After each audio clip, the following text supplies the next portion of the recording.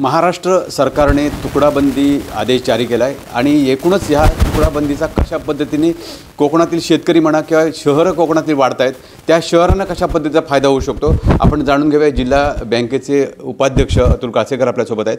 साहेब सांगा, जिल्हा बँक एकूणच संपूर्ण कोकणात आपण काम करत असताना कशा पद्धतीने वाटतं की हा तुकडाबंदीचा जो फायदा इथल्या कोकणातील शेतकरी असतील किंवा जमीन विकत घेणारे लोक असतील त्यांना होऊ शकतो? सर्वप्रथम मी मुख्यमंत्री देवेंद्रजी फडणवीस आणखी महसूल मंत्री चंद्रशेखर बावनकुळे यांचं विशेष अभिनंदन करतो की तुकडाबंदी विषयामध्ये हालचाल सुरू झाली आणखी लवकरच 15 दिवसामध्ये यातला कायदा मंजूर होईल। इतर प्रांत मराठवाडा, पश्चिम महाराष्ट्र आणखी कोकण याच्यामध्ये खूप मोठा फरक आहे त्यातनं। कोकणातली शहरं आता विस्तारत आहेत, म्हणजे नगरपालिका, नगरपंचायती, महानगरपालिका तर कोकणामध्ये ह्या भागामध्ये कोकणामध्ये तळ कोकणामध्ये नाहीच आहे त्यातनं, त्या नगरपालिका नगरपंचायती क्षेत्र आहे। आणि अशा वेळेला तुकडाबंदी कायद्याचा सरसकट फायदा हा कोकणातील नगरपंचायती नगरपालिकांना होणं फार मला कठीण वाटतं, कारण यामध्ये जी तरतूद केली आहे की 200 ते 500 मीटरपर्यंतच्या नगरपालिका क्षेत्राच्या बाहेर ह्याचा फायदा होऊ शकतो, हा कायदा लागू होऊ शकतो। माझी मागणी मी कालच महसूल मंत्र्यांकडे आणखी मुख्यमंत्री साहेबांकडे आणि पालकमंत्री नितेश राणे, रवींद्र चव्हाण साहेबांकडे केले की ही अट घातली आहे की नगरपालिका आणि नगरपंचायतीमध्ये 200 मीटर ते 500 मीटरपर्यंत तुकडाबंदी ही लागू होईल। त्यातनं तुकडाबंदीचं नवीन जे नियम आहेत नियमाने ते लागू होईल।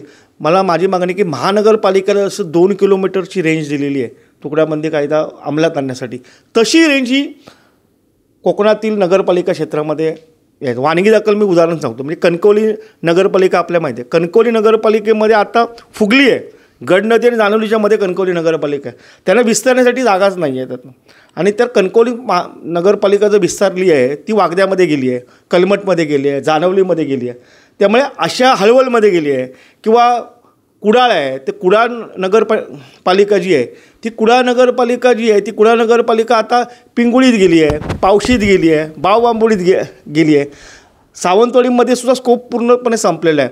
म्हणजे मळगाव आहे, कोलगाव आहे, या ठिकाणी ही सगळी नगरपालिका भेटली। त्यामुळे लोकांनी आपली घराचं स्वप्न पूर्ण करण्यासाठी किंवा आमच्याकडे विभक्त कुटुंब झाले, आमच्याकडे एका सातबाऱ्यावर अनेक लोक असतात आणि त्या एक कुटुंब फोडत एका कुटुंबाचे जवळजवळ 20-25 तुकडे झालेले आहेत आणि प्रत्येकाच्या वाट्याला 2 किंवा 3 गुंठे 4 गुंठे जागा आलेली आहे। अशी कुटुंबाला आपल्या नावावर जागा करून तिथे घर बांधण्याचं स्वप्न ते पूर्णच करू शकत नाही। म्हणजे हा कोकणातील शेतकऱ्यांवर मोठा अन्याय होईल ह्या कायद्याचा 200 आणि 500 मीटरची अट घातली। त्यामुळे आम्ही मागणी केली आहे की किमान 2 किलोमीटरची महानगरपालिकेला अट आहे ती घालावी। म्हणजे कोकणातल्या सिंधुदुर्ग सोडून, रत्नागिरी सोडून समजा रायगडमध्ये गेलो समजा, तर रायगडमध्ये पाली नगरपंचायत आहे किंवा मुरुड नगरपंचायत आहे, अलिबाग पर्यटनदृष्ट्या एवढ्या विस्तारत आहेत आणि आजूबाजूचा जो भाग आहे त्यातल्या लोकांनी घरं बांधली आहेत आणि अनेक वर्षांच्या नावावर झाली नाही। अलिबाग मुरुडमध्ये अनेक लोकांच्या घरात, म्हणजे रत्नागिरी नगरपालिका जी आहे ही कुवारबावला जाऊन टेपली आहे आता।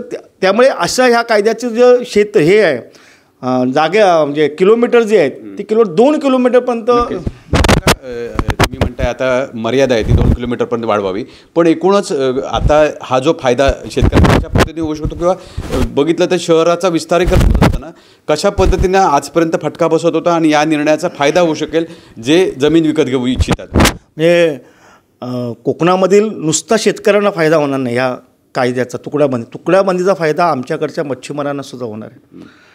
आमच्याकडच्या प्रशासनातल्या काही ग्रामपंचायतींना याचा फायदा होणार आहे। जी मोठी कुटुंब आहेत, विभक्त कुटुंब, त्या विभक्त कुटुंबांना ह्याचा फायदा होणार आहे।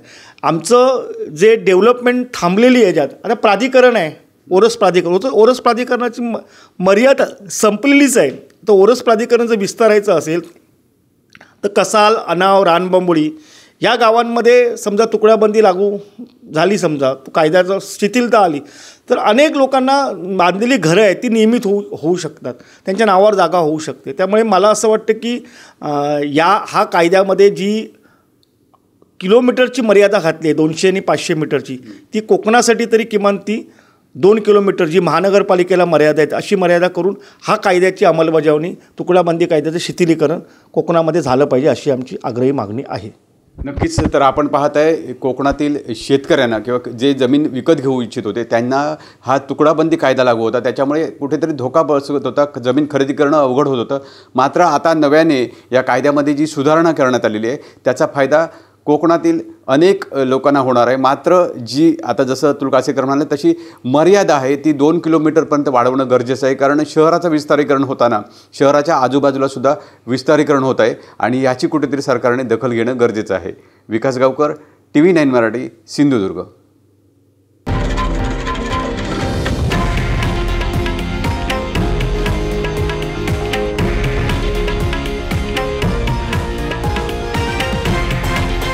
हे आहे देशातील नंबर 1 न्यूज नेटवर्क आणि आपण पाहत आहात TV9 मराठी, एकमेव.